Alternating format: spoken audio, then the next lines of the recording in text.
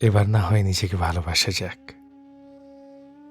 স্মৃতি বয়ে বেড়ানোর শহরে এবার না হয় জোছনার দিকে তাকিয়ে কিছু স্মৃতি ভোলা হয়ে থাক।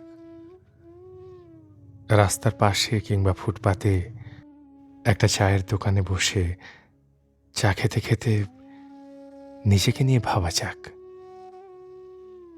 কত রাত নির্দিষ্ট একজনের কথা ভেবে ভেবে কাটিয়ে দিলাম। এবার না হয় ভোরটা নিজের জন্য বাঁচিয়ে রাখা যাক।